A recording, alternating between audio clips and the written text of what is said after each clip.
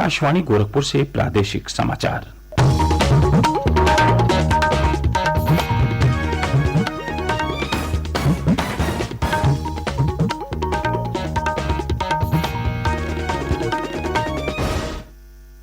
नमस्कार, समाचार बुलेटिन के साथ मैं वेद प्रकाश पाठक।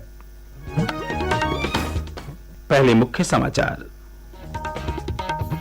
प्रधानमंत्री नरेंद्र मोदी ने समाजसेवी हरमोहन सिंह यादव की 10वीं पुण्यतिथि पर कानपुर में आयोजित कार्यक्रम को वर्चुअली संबोधित किया। कहा, सामाजिक न्याय का अर्थ है समाज के हर वर्ग के लिए समान अवसर। द्रौपदी मुर्मू देश की 15वीं राष्ट्रपति बनी। समाज के वंचितों के उत्थान तथा महिलाओं और युवाओं के सशक्तिकरण की दिशा में काम करने का संकल्प दोहराया। मुख्यमंत्री योगी आदित्यनाथ ने कांवड़ यात्रा के लिए की गई व्यवस्थाओं का हवाई सर्वेक्षण किया और बांदा में आकाशीय बिजली की चपेट में आने से 4 लोगों की मृत्यु।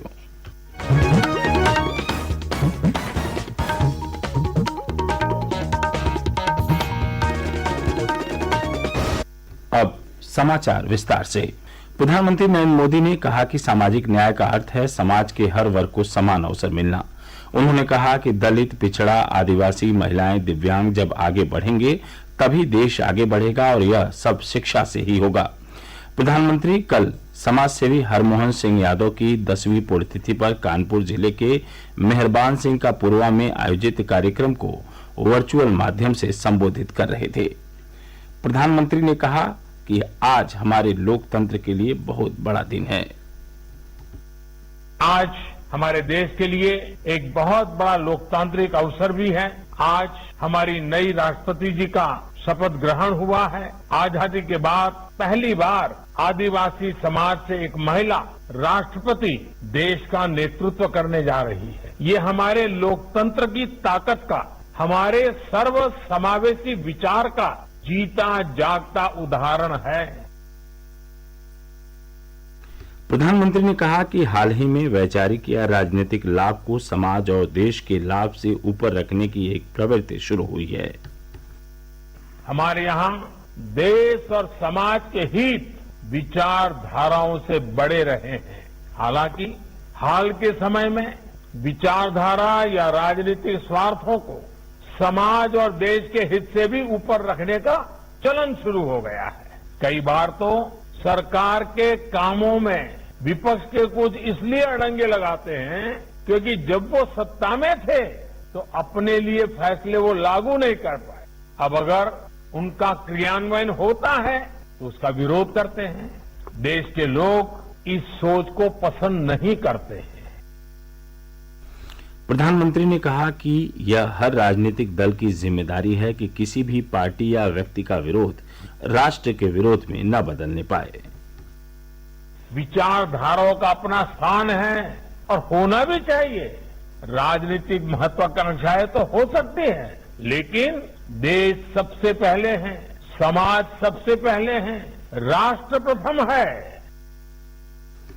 प्रधानमंत्री ने कहा कि हरमोहन सिंह यादव ने देश में लोकतांत्रिक मूल्यों के लिए लड़ाई लड़ी।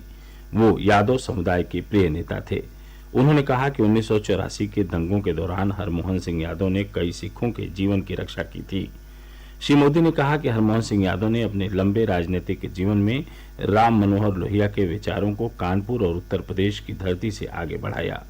श्री मोदी ने कहा कि उन्होंने देश और प्रदेश की राजनीति में जो योगदान दिया और समाज के लिए जो कार्य किए, उनसे आने वाली पीढ़ियों को मार्गदर्शन मिल रहा है। श्रीमती द्रौपदी मुर्मू ने कल देश के 15वें राष्ट्रपति के रूप में शपथ ली। संसद के केंद्रीय कक्ष में आयोजित एक भव्य समारोह में प्रधान न्यायाधीश एन.वी. रमणा ने उन्हें शपथ दिलाई। शपथ ग्रहण के बाद राष्ट्रपति ने अपने संबोधन में कहा कि भारतीय लोकतंत्र की यही खूबसूरती है कि देश के दूर दराज के इलाके की एक गरीब महिला राष्ट्रपति बनी।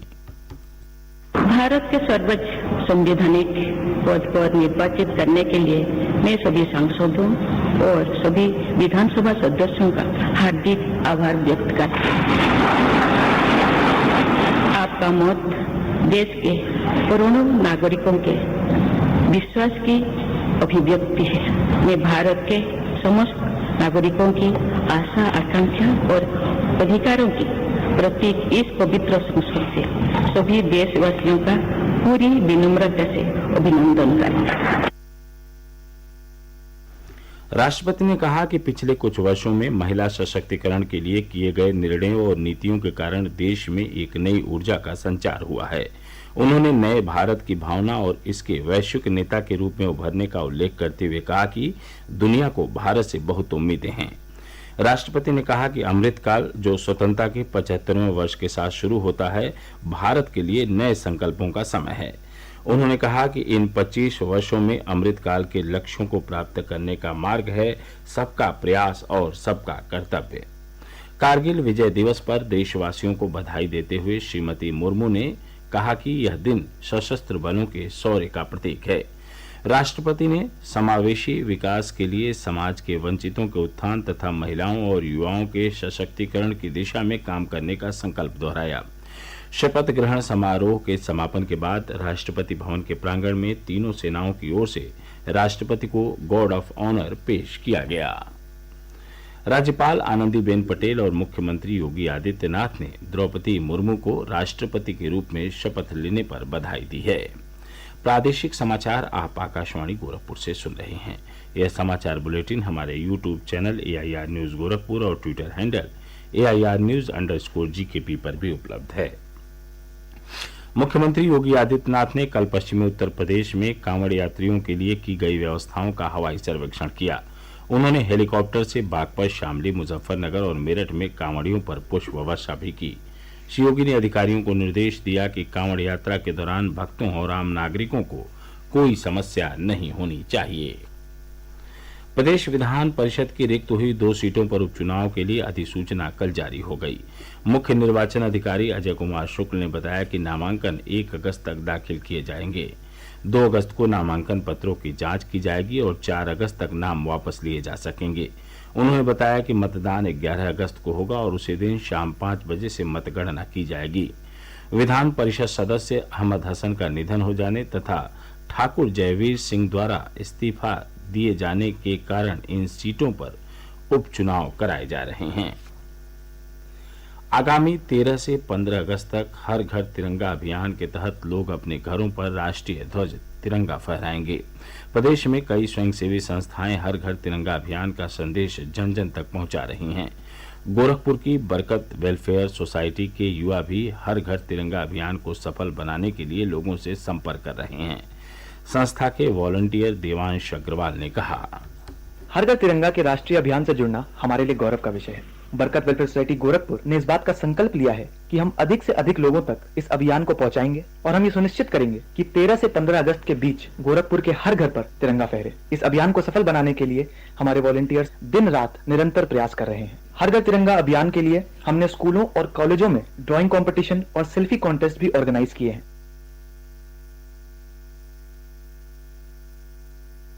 गोरखपुर सदर सांसद रवि किशन ने कहा है कि देश में जनसंख्या वृद्धि पर नियंत्रण की आवश्यकता है। उन्होंने कहा कि आने वाली पीढ़ी को पर्याप्त संसाधन मिले, इसके लिए जरूरी है कि जनसंख्या को बढ़ने से रोका जाए। वह कल बस्ती जिले के फुटहिया में कांवड़ यात्रियों का स्वागत करने के बाद संवाददाताओं को संबोधित कर रहे थे। स्वतंत्रता की 75वीं वर्षगांठ पर प्रदेश में कोविड रोधी टीके की एहतियाती डोज लगाने का 75 दिनों का विशेष अभियान जारी है। 18 से 59 वर्ष आयु वर्ग के लाभार्थी जिन्हें कोविड टीके की दूसरी डोज लगे 6 महीने हो चुके हैं, वो सरकारी टीकाकरण केंद्रों पर जाकर एहतियाती डोज निःशुल्क लगवा सकते हैं। बांदा जिले में अलग अलग स्थानों पर आकाशीय बिजली की चपेट में आने से 4 लोगों की मौत हो गई। जनपद में बीते 1 सप्ताह में आकाशीय बिजली गिरने की घटनाओं में अब तक 10 लोगों की मृत्यु हो चुकी है।